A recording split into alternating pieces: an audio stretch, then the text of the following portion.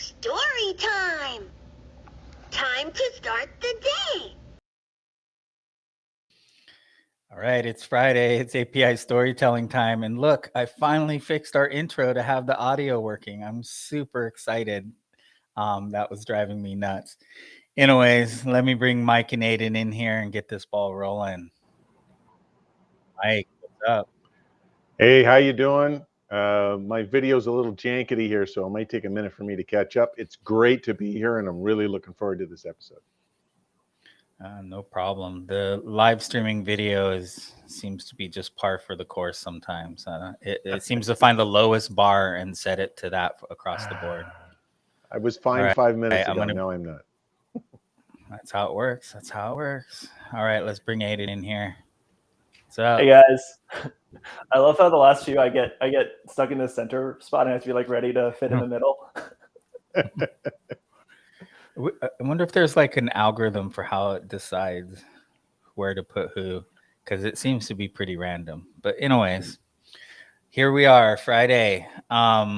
We have a pretty interesting episode today, I would say. We have a guest.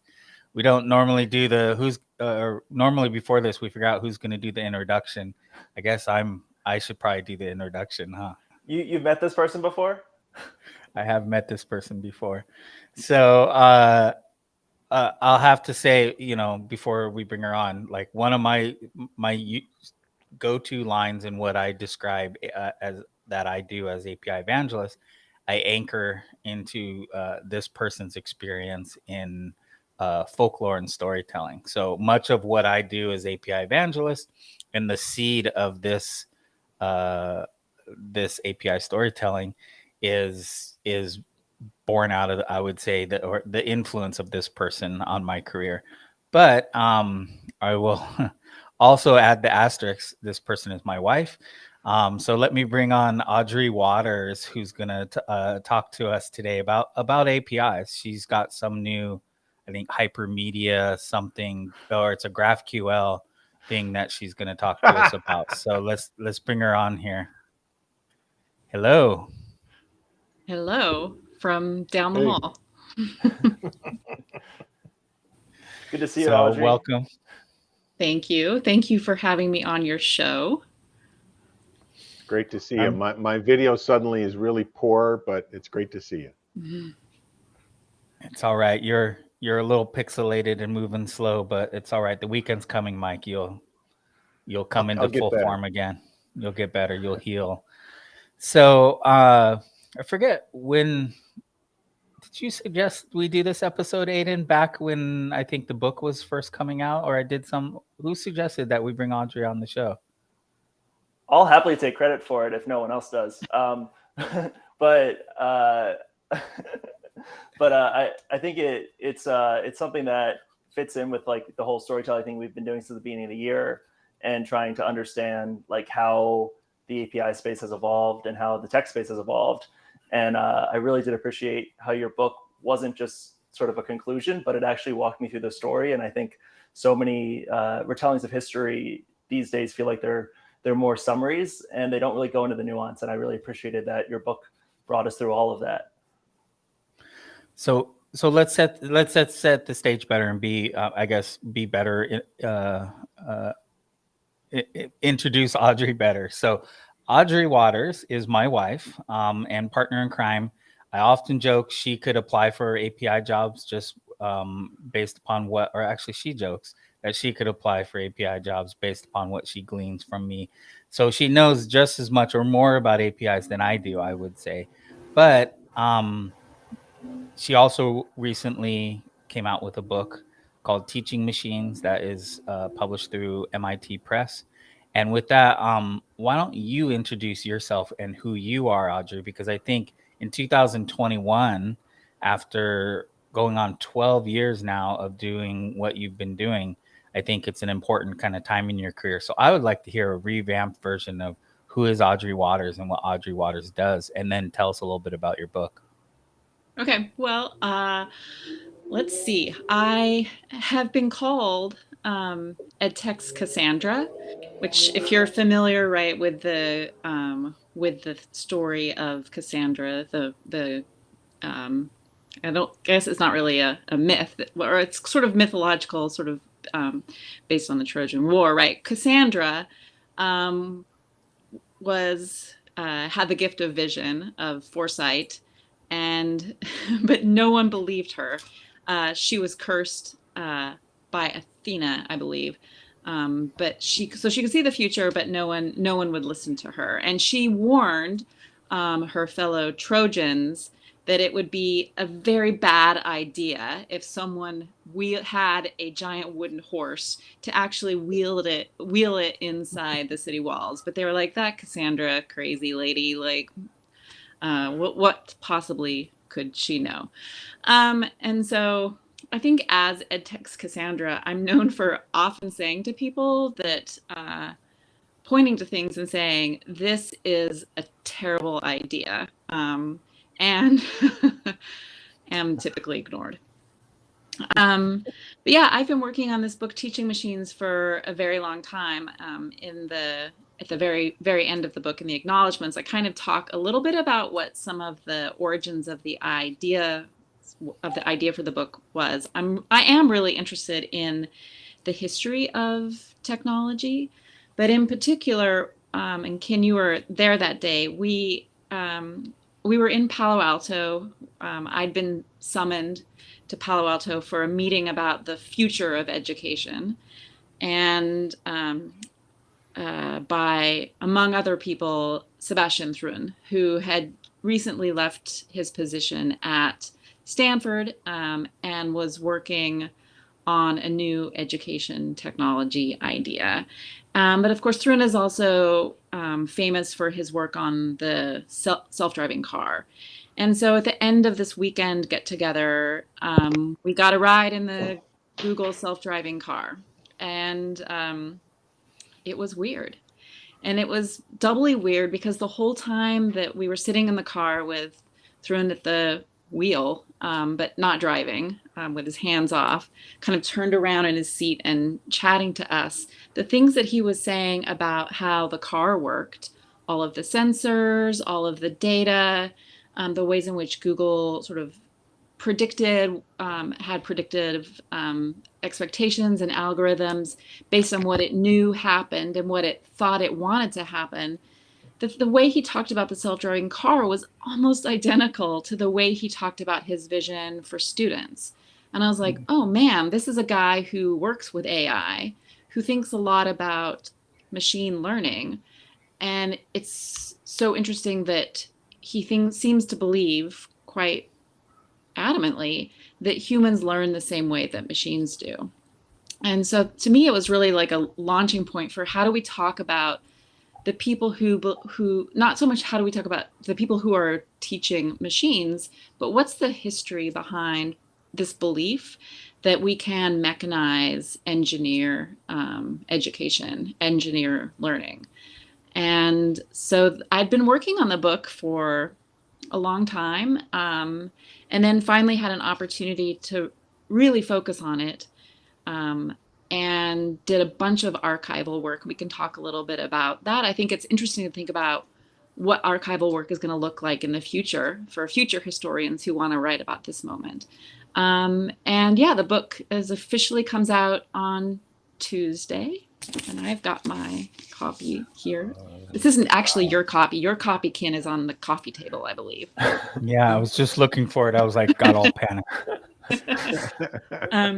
Yeah, but I'm very excited. I'm very excited to have people read the book. When you work on a project for a long time, like I have this one, some people see drafts. Ken read a draft, but to actually have people read the book and tell you what they think about it is, it's exhilarating, frightening, exciting, all those things. So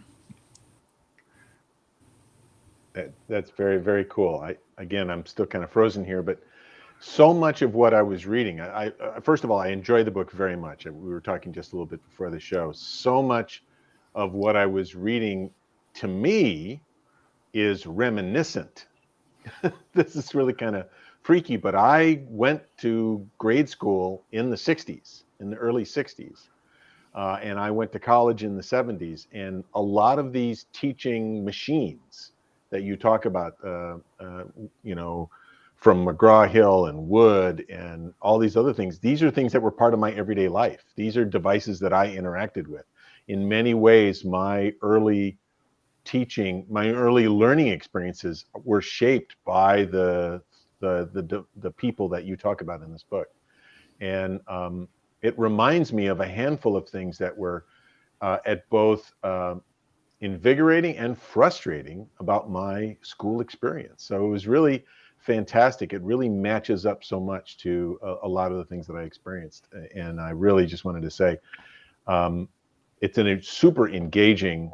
I was concerned, this is just me, I was concerned that, boy, I'll have a hard time with this. I have lots of family and multiple generations of teaching, relatives. They all taught at various portions of the organization.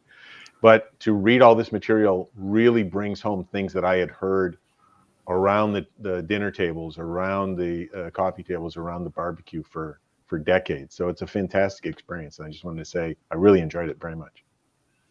Thank you. That means you have no idea. That means the world to me, coming from you, Mike. Thank you.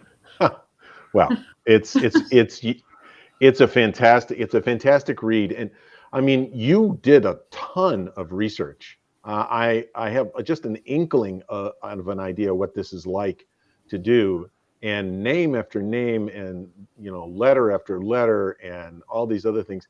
Just an amazing collection that brings it all to life so much. Ties things together that I had not really thought through. I had not realized. You talk about Sputnik, and I remember Sputnik was definitely an influence, but what I hadn't really taken into account was Admiral Rickover's influence, like how much I ended up, the way I studied and the way I learned, and even some of the materials, the science fairs we used to have in grade school really date back to not just the aircraft itself, but the U.S.'s view about what students and teachers ought to be doing. So it's just a great read. It's not an expose kind of thing, but it's a great tying together of so many elements. When you started this, did you know that this is what you were going to do? Like, oh, I know exactly how this is going to turn out. Did it turn out that way, or did you really discover? Did it change, in all that time you're working on it? I think that there's a tendency, and not just when writing the history of education technology, but just the history, particularly around computing technology. There's a history to sort of cover everything. And I think when I first imagined writing this book, I wanted to spend more time talking about what was going on today, right? Something historical, but that, got us to spend time in the 70s, 80s, 90s, as well as the earlier time period.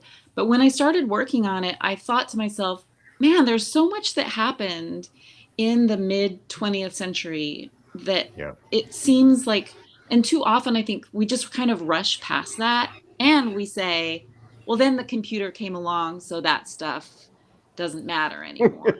And so I think that's this, this show is about API storytelling. I think that that's the story that a lot of technologists tell, because of course it makes you seem exactly. You're the pinnacle of history, so so the book is not about computers, and yet what I hope I've shown is that it absolutely is a legacy that's been brought forward, and that was really already, hard-coded even into a lot of things that happen, a lot of ways in which even today, not just with Sebastian Thrun, but even today, people still imagine what a mechanized education will look like. I think the thing that really changed my plans almost entirely, though, were spending time in the archives. I did as you say, Mike, I did a lot of archival work, and there was just so much to tell that I didn't want to leave out. We should say, I think you included unpublished letters sometimes, right? You found material that you're not even sure actually was letters that were actually really sent, right? But were fundamental to people's attitudes to what Skinner was dealing with and what companies were dealing with all along the way. That's amazing. Yeah, it's fascinating, and I've had this experience before. So Ken and I, my grandfather, my maternal grandfather, was knighted for his work developing radar. He was in the RAF, and after he passed away, my family donated his papers to the RAF museum. And one of the times that Ken and I were in London, we went and saw his papers, and you realize that before email, that letter writing actually worked the same way. Again, people talk about, oh, all of a sudden with email, we're into this different kind of communication. But really, people wrote letters and memos, and they wrote a lot of them during the day. You wouldn't just write a letter once a week. There were times in which you would fire off 3 or 4 letters a day. And I think that's important to recognize, that although there was time in transit where there's not with email, people were writing a lot of letters and putting ideas down in letters, and then not sending the letters a lot of times. And it's so interesting to read through something that you can tell is a knee-jerk letter, which we don't think of. We think of letter writing as being more contemplative. People have put a lot of time and effort into crafting it, but people wrote some off the cuff, frantic, not thoroughly thought out or spell checked letters. It's not a new phenomenon to press send and think, oh shit, what did I just say? That happened with letter writing too. Yep. So one of the veins, but several areas that in this book influenced me and made me think differently about tech storytelling that we do, but historic text storytelling, is how many other things influence what's happening. It's not just the thing that the company was building or the thing that the government was funding at the time. It was, like you said, Mike, the Sputnik, influenced this whole movement forward. But then like how pop culture, because she would do the research in the archives, Skinner's archives, and go into these universities, but then also what was going on in that moment? Like what was our heads full of from the movies we had just went and saw as a society? And so how did the message from these tech startups resonate or not, fall flat sometimes, based upon what our heads were being fed through pop culture and other things? So it really, from a storytelling aspect, there's a lot of ways her watching her go through this influenced how I view storytelling. I have a lot more respect for book writing now than I think I did before. But that influence, I think that's one big area I, as a technologist, don't consider enough, is like, all right, what's going on around us in the world right now? What's the right message that's gonna like hit home with my audience to sell my startup and get me rich? I'll need to get in that headset more often. So.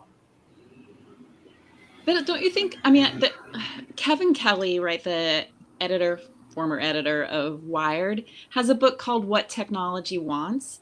And I think that there's a real tendency to tell the story of tech as though tech is the driver. Yep. That, Marx, Karl Marx would of course chuckle at that for his reasons. But this idea that somehow it's the tech is always pushing things forward, and that it's always the tech is always getting better, is again I think a really dominant narrative.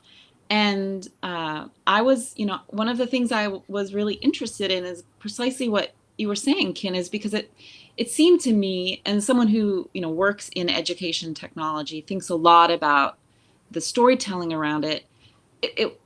The things that we don't talk about are shocking to me, particularly if one's looking at a period like the 50s, 60s, and 70s.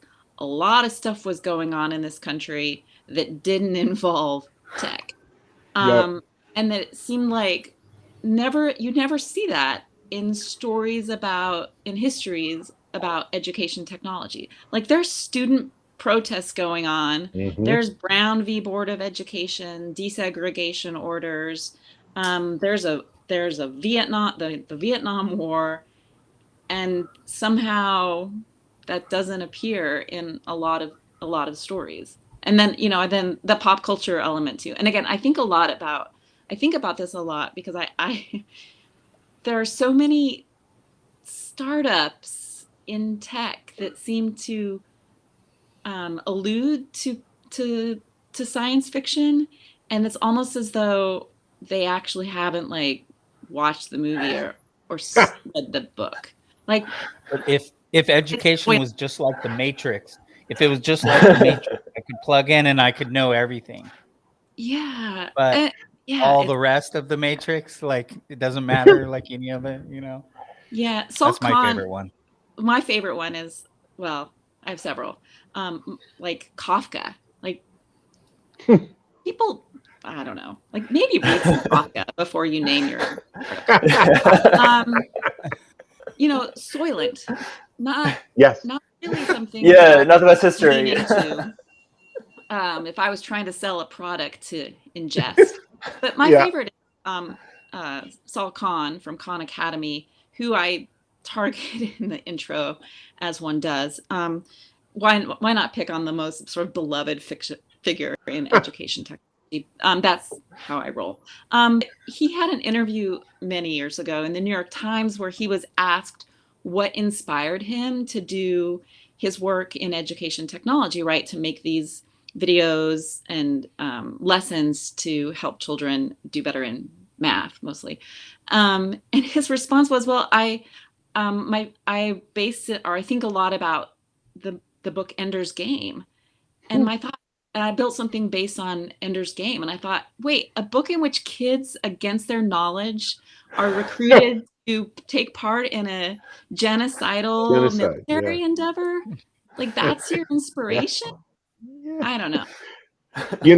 You mentioned this. I'm going to just jump in here. I can't remember. Ramo?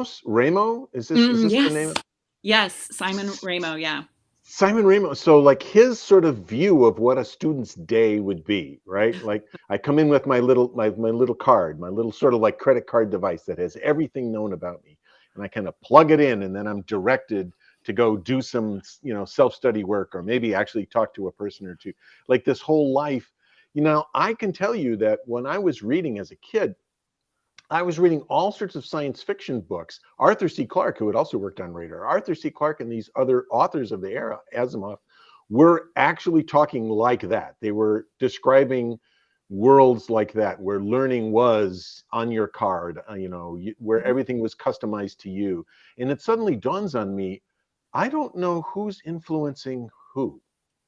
Yeah. Is the science fiction written because Simon Ramo has been promoting this idea in real life, or is Ramo simply parroting, science fiction authors' views of what might be? And suddenly I start to realize, well, wait a minute, that happens all the time.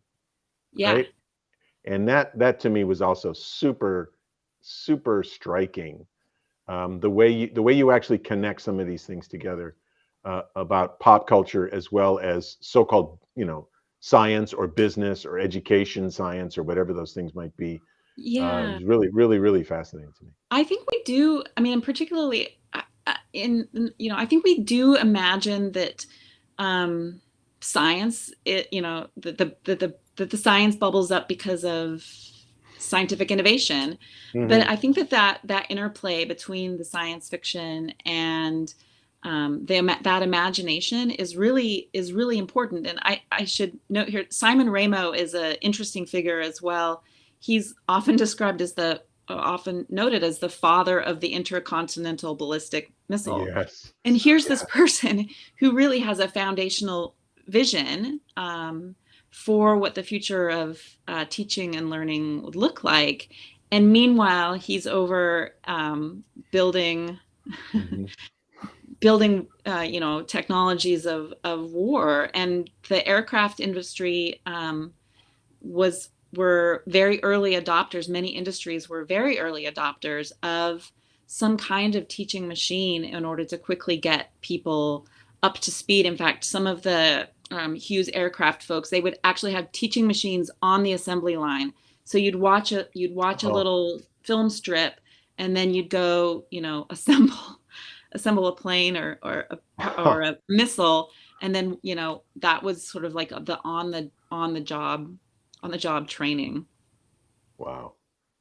Not really where they talk about building the airplane in midair. Yeah. But like the second after that, the most frightening thing is building the airplane after watching a 5-minute instructional film strip. Strip. Yeah. Almost as frightening. One of the things that I recognized, like I think it was around halfway through when you started talking about the different things that were trying to be automated, and how like it was in the goal of getting to personalization, but they were starting with like test taking and some of these very menial kind of tasks that the instructors were giving up. It almost felt like there was a common through line in how technology is built today too, where we look at the one thing we can solve today and then we explain how it fits into this bigger picture. And I just saw like these same kind of founder fallacies, technical fallacies, and none of it seemed like it couldn't happen like in 2021 if someone started an ed tech company today.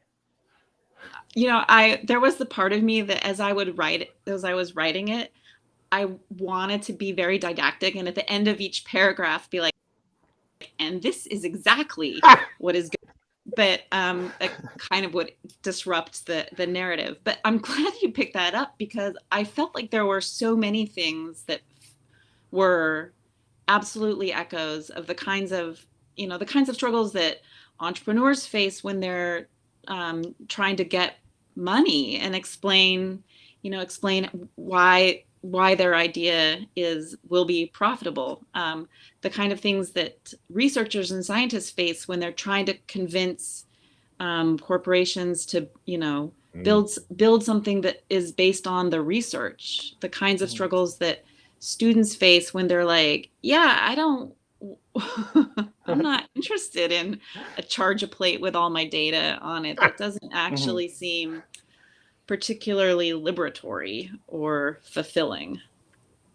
Yeah, and when it went to when you started talking about the choose your own adventure books as an alternative to the teaching machines, I laughed out loud, because I was like, of course the thing that they built the machine to programmatically do, they would find a cheaper medium to do that same thing, and they would spend all this money on the salespeople to go sell the thing before they had product market fit. And it was just like it felt like you could find and replace the words, and it would be stories I've heard from Silicon Valley in the last 10 years. Well, and for me, like that, I can't remember what stages of writing the book, because there's been so many and it's been a journey, but having that conversation, thinking about, well, how do you actually go, yes, this is a lesson for today, and connect the dots today, like pulling back from that and not doing that. And it's like, I'm stuck on NPR classic rock music documentaries right now. And one of them we watched was American Pie, and Don McLean's American Pie song. And so like how a song means so many different things to so many different people based upon how you hear it. And people like, what does it mean? And he's like, I ain't gonna tell you that. Like that would just ruin it, because like it means so many things to so many people. And that in the drafts that I've read, I actually haven't read the final book, and I should read the final book. But in the drafts that I read, I'm gonna be honest here, is there's so many of those, whether it's building your business, it's okay, we got the funding to build our business. Now, how do I go explain to the engineers who are going to build it how to build it right, and build it within budget, and like, and all the way to the Sputnik and the cultural implications. There's like so many of those that I think you're better off leaving it to the reader to bring those home. But there's also a lot of danger in that, because like Saul Khan watching Ender's Game, getting an entirely different meaning out of it than I think we did. The Soylent founder obviously got a very different read on what that movie was about. You're going to get people who probably don't string it to the contemporary moment in healthy ways. So, that sort of brings me to one of the things that really struck me, and I can't remember who this was. It was early in the book. The line, "The first duty is not to teach students, but to learn students." Yeah. And this really meant to learn about them, to dig into them, to test them, to measure them, to categorize them. And this goes like back to the early half of the 20th century, right? I think this is like very, very early in the game. And it sounded so familiar, this idea that if we just had enough data, if we could just collect enough data points, we would have what we need in order to, whatever it is, personalize, individualize, whatever the case may be. And how it was dangerous then, and all, exposed as incomplete then, and it is now too. I mean, it's almost like there are some things we don't remember, we don't learn, we'd rather repeat. I'm not sure where that falls. I mean, does that seem familiar to you as well as you're doing this? One of the things I think that it's, I mean, again, that's one of the reasons why I wanted to shift the book away from computers, because like I said before, like, we do have this tendency to be like, and now that we have computers, all of a sudden we have big data. And of course, big data in some ways is just relative to the device that you're using to do your calculations. Data seems a lot bigger when you're running things by hand. But yeah, this idea even in the 1920s, and these were very early calculating machines that folks had access to, but they were already onto the idea that if we can just collect enough data, and in some cases about students, but some cases, of course, about other parts of life, right? Of course, the best known calculating machine company, or one of the best known at the time in the early 20th century, was International Business Machines, IBM. And of course, IBM was interested in renting its machines to companies, but they were also really interested in not just learning or facilitating learning students, but they wanted to learn employees. They wanted to be able to identify the certain type of man, and it was a man, a white man, that would be the ideal IBM salesperson. And so the kind of testing, personality testing, intelligence testing, aptitude testing, achievement testing that was applied in schools were also applied so that you could sort of join the corporation.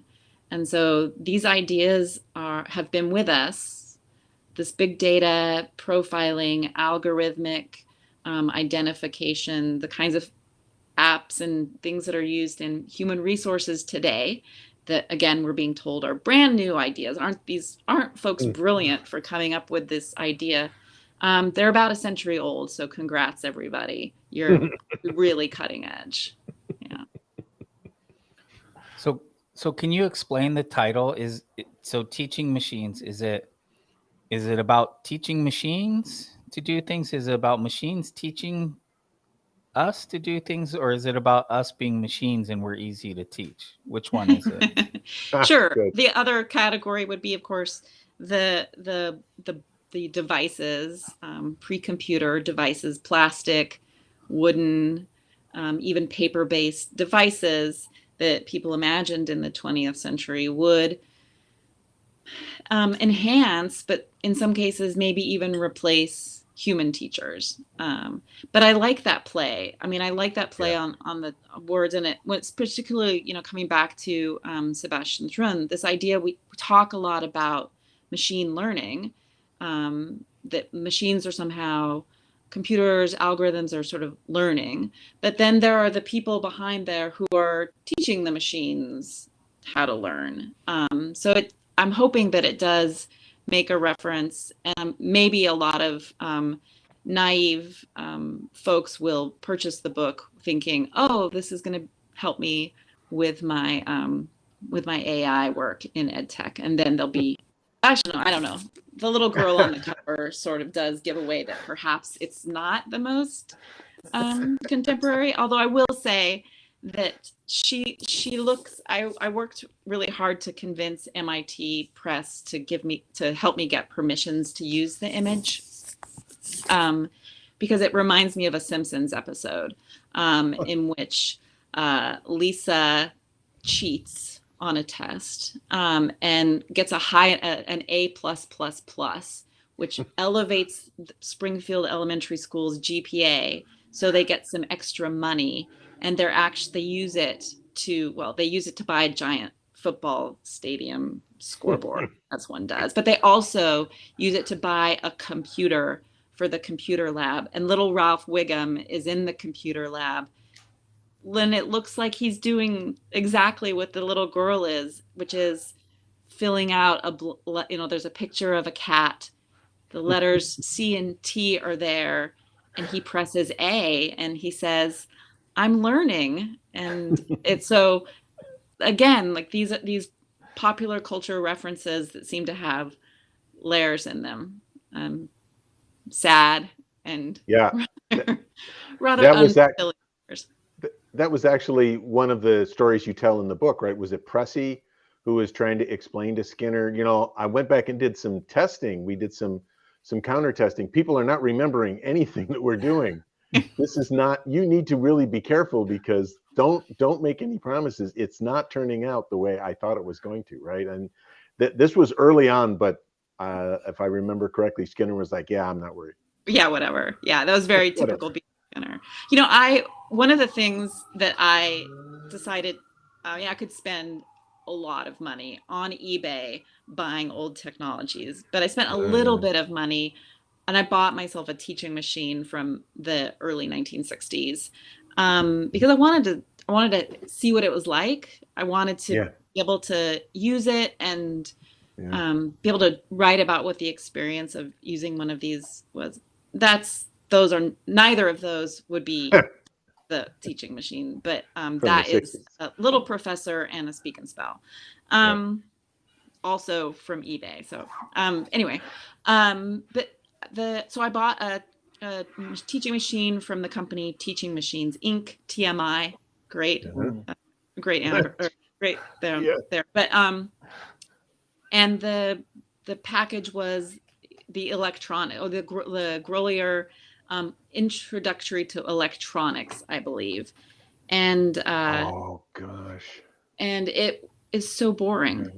It's so boring because, Skinner and the other educational psychologists and contemporary ed tech folks today thought that if you could just reduce material down to the smallest little component and then move students slowly through it, make sure that they don't make mistakes, that would be the way in which to learn most successfully. And moving through the introduction to electricity, actually, the introduction to electricity at that pace was just deadening. Is this the one where you slide back and forth? You put all the papers in. I use that device. I mean, and then and you turn the knob to advance a thing, and it shows you, and you decide left or right. Yeah. Oh man. And I can tell you though, I'm reliving a moment here. There would be this time during the day when in the classroom we were all, I remember this ETS, CTS equipment. Yeah. And you would go back to it was open time. You could get up from your desk, exciting moment. Go back to the back of the room and pull a card or pull a folder, and then take one of the machines to your desk, and you were sort of on your own. And it was just what I remember being motivated for, rewarded for, was advancing. I got another page. I got another page. I got another page. And that was it. I was done. And then I could tick a box. I colored a little progress sheet that I had done, unit 9 or unit 12 or unit 16, whatever it was. And it was like one of those races games that you would see at the county fair. Like, my mouse was ahead of everyone else's mouse on the big board. That's all I remember. I don't even remember the subject matter. That's all I remember is whether or not I was on the big board. In the 70s, I guess, when I was in elementary school, I guess they'd sort of ditched the teaching machine part, but they'd kept what's called the programmed instruction part. And so we had something very similar for reading, the SRI. SRS, yeah. Yeah. And so we would be able to go and you would read a little short, couple of paragraphs, a short story, and then you answered multiple choice questions, which you self-graded. And then you could move on to the next one, and they were color coded. And sort of if you reached a certain color code, you were, but the reward was certainly not better stories. The reward was, being the person in the class who was the farthest into the setup. But yeah, that was, I mean, the excitement was that, but the excitement wasn't like, oh, I'm learning a ton of stuff. And it was all on your own time, which is we also had, when I got to college in the 70s, I was a music student. Oh, the arts, right? Music, expression. We had grade your own self-graded instruction books.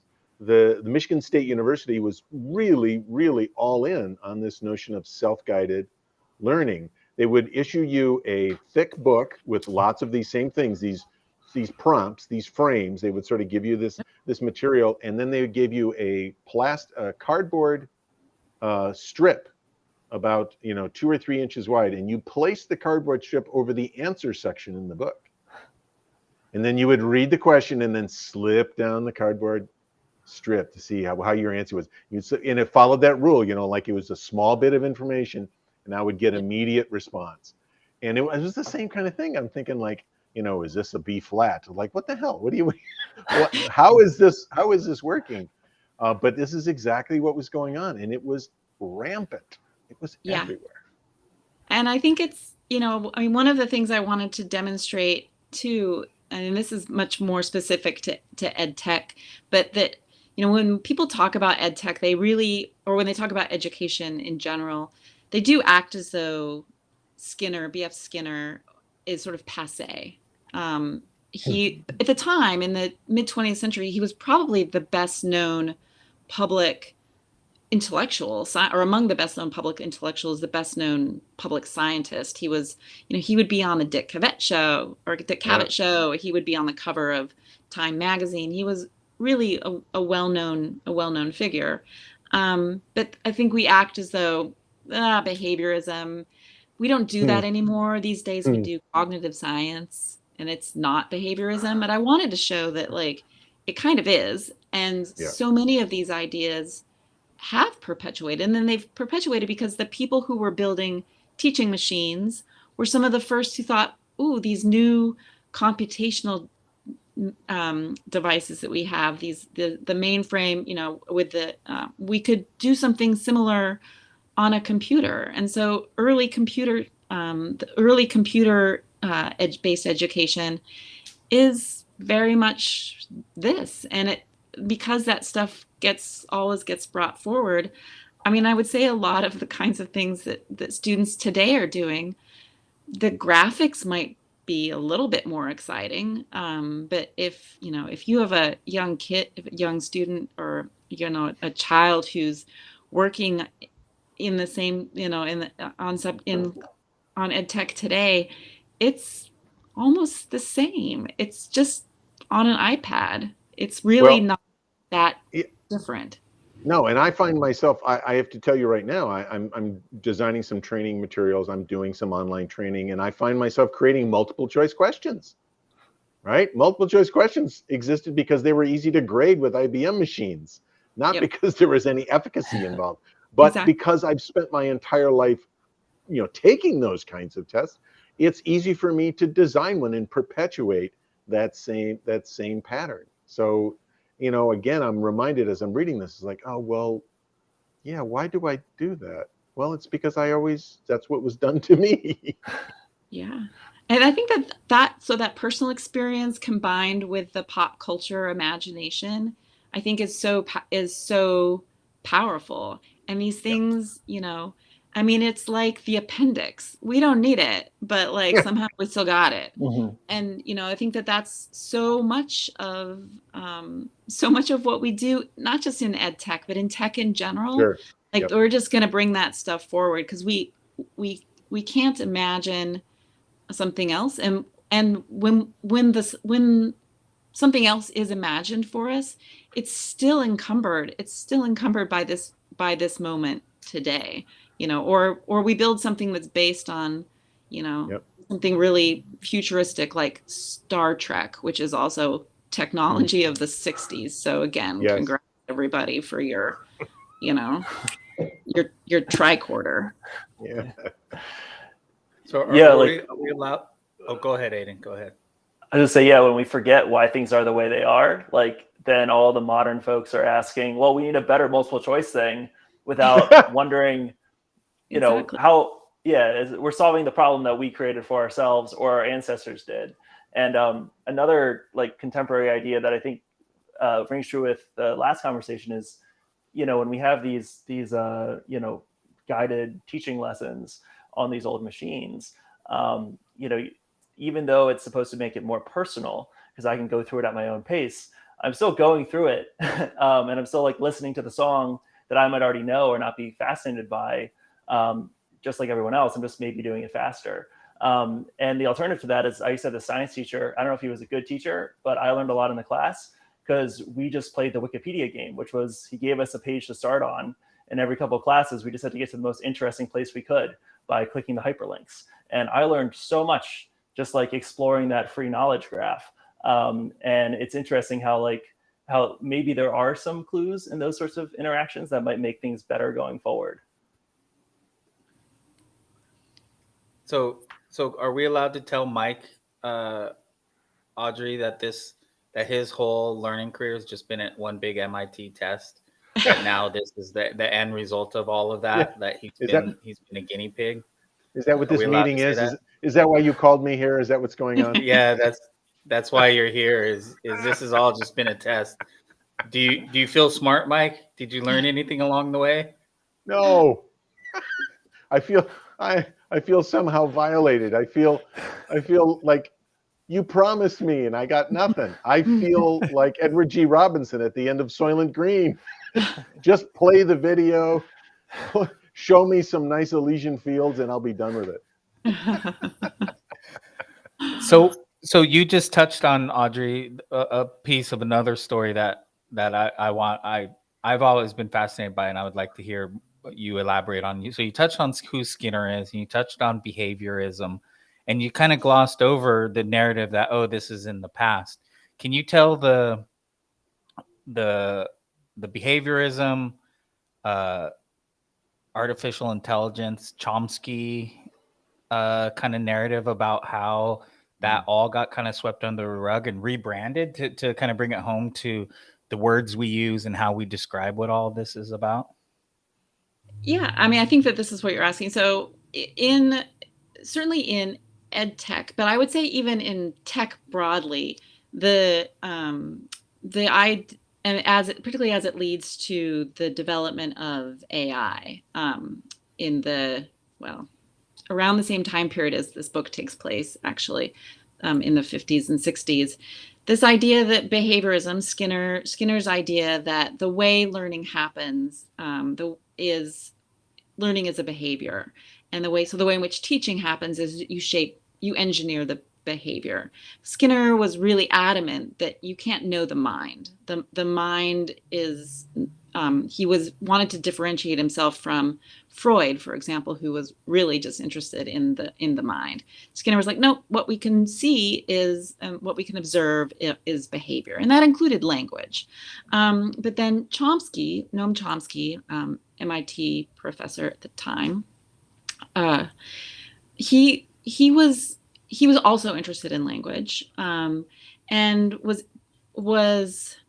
did not like Skinner's theories. He wrote a book that was very critical, or he wrote a book review that was incredibly critical of Skinner's book on verbal behavior. And then later, in the early 1970s, wrote scathing review of Skinner's book, Beyond Freedom and Beyond Dignity and Freedom. Beyond Freedom and Dignity. Beyond Freedom and Dignity. In which Skinner argues that there's no such thing as freedom, and that really things would be better if we would just let the engineers, the scientists, arrange things for us. Chomsky wrote a scathing review for the New York Review of Books. I mean, scathing.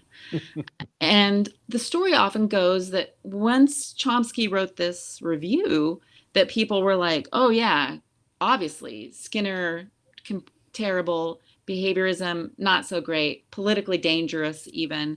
So we gotta get rid of Skinner. We gotta get rid of behaviorism. We gotta get on board the newer cognitive science. And of course, the cognitive science folks at Harvard also weren't too keen on their fellow colleague Skinner either. There were some conflicts, some personality conflicts between Jerome Bruner, for example, and Skinner. And of course, Bruner was one of the men who was associated with some of the early Dartmouth conferences and work that became AI.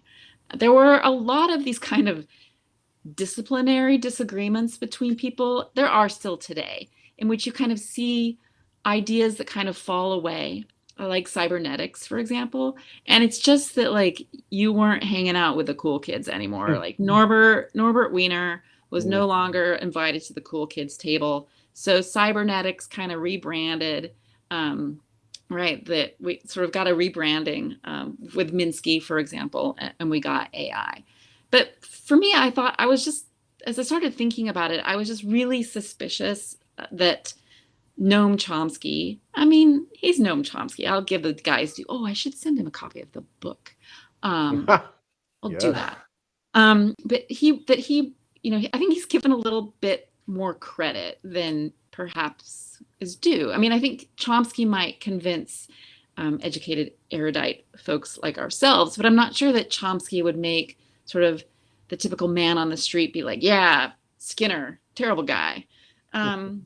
But what came out the same year as Chomsky's book review of Skinner's book is a movie called Clockwork Orange, which I think was actually much more damaging to Skinner's reputation. Of course, maybe 10,000 people, if we're lucky, I would say 10,000 people read the Chomsky book review, but like millions of people saw Clockwork Orange. And I think for those who aren't familiar with the film, it's really, I think, a pretty damning look at what behavioral engineering means and actually how important freedom and choice really are in our humanity. A real condemnation of the kinds of things that Skinner was arguing, as was Chomsky's, but one that I think was compelling because it was a story that people could watch or read if they read the novella that it was based on. And so I think that's, I think that really helped shape what became, for many people, this idea that we should reject behaviorism. We should reject a kind of education, a kind of training that believed that it was okay to engineer people. And it seems to me like we're about due for another Clockwork Orange-like movie that I think shakes people up to make them really reconsider the kinds of data extraction, algorithmic programming that we see today. Of course, you never know. Then people might watch it and misinterpret it the way they have with The Matrix, in which I think is a condemnation of a certain kind of belief in how the human mind works, what freedom means. But then you have people watch it and think that that's awesome, and maybe we should build machines that work just like that. So I don't know. But we went freedom and choice won out, right? We got the internet and it democratized everything, and behaviorism doesn't exist anywhere on the internet, right? So we're good. Yeah. Our devices definitely aren't offering us rewards for doing things. They're definitely Yeah, no, I think that behaviorism is actually sort of one of the dominant ways in which a lot of technology is designed, particularly for engineers and entrepreneurs who took BJ Fogg's class at Stanford on building persuasive technology, right? So Instagram, a lot of tech entrepreneurs today are really steeped in this idea of the nudge, right? Which is just behaviorism under a slightly rebranded name. So does it work? Behaviorism? Unfortunately, it works. That's exactly right. I mean, I that's think the point, that's, right? yeah, I mean, Ken and I, like many people, got a dog during the pandemic. And as I was finishing up the book, she's by me. You're Okay, I looking. was looking for it. She burst into the room. It was a real reminder for me when we started training her how powerful behaviorism is, right? Skinner believed you don't punish, you use positive behavioral reinforcement. So treats for good behavior, rewards for the right kind of thing. That's how you train a dog. And of course, Skinner would say that's how you train a dog, that's how you train a pigeon, that's how you train a child. But it is powerful to give people rewards for doing the kinds of things that you'd want them to do is incredibly powerful. I think that's what we should be cautious about. That, and Skinner didn't believe in freedom. So, Right. and of course, I don't think, bless his heart, I don't think Mark Zuckerberg believes in freedom either. Because it's the same basic story in Facebook and other kinds of reward-based, click-based media, right? That's exactly what's going on. And I think there are a lot, that's a completely, to me, that's sort of a through line to the story too. Aidan was talking about sort of through lines on, founder fallacy and things like that. The other through line to me through the book, through all of the trouble Skinner had attracting companies and all the different attempts to create machines, whether they were mechanical or electrical, or eventually, that all has to do with, there's also what the reward system is. Who's getting paid? Can I sell this door to door? Can I sell this to a school system? Can we rewrite the book so that it's more saleable? It doesn't have to be more accurate. It doesn't really, I don't care if they don't really retain, as long as I can sell a lot of units. I mean, that's a constant story as well, right? I think that's something that I noticed throughout the book. I'm not sure if that was explicit. Maybe that's me just reading in, but that's one of the stories that I heard as well throughout the whole process. Yeah, it works. And what works is business. Yeah.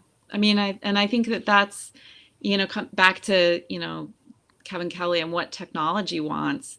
I mean, this is, I think, where Marx's view of the world is superior to Kevin Kelly's, one of the perhaps many ways. But that he was very clear, Marx was very clear that it would be what capital wants, capital wants, not the tech itself isn't really the driver. And certainly the idea that, that the engineer is like the philosopher king, is somehow this benign, all-knowing leader that we should allow to dictate our lives. You remind me, when you mentioned Clockwork Orange, the one that I remember from that period is Michael Crichton's Terminal Man.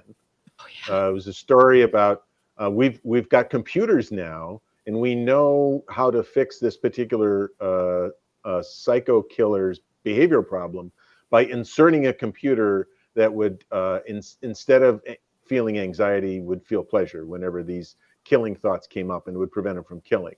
And of course, it's a Michael Crichton novel. So what happens is the computer rewards the killing. And it completely turns out, oh, I guess we didn't think about that. That's like 1970s, right? Was that something? That's what I think. Yeah. Somewhere in Yeah. Yeah, same thing. Yeah. Well, we're at the hour. That was a pretty entertaining, another dive into a interesting realm. I would say lots of lessons to come out of this.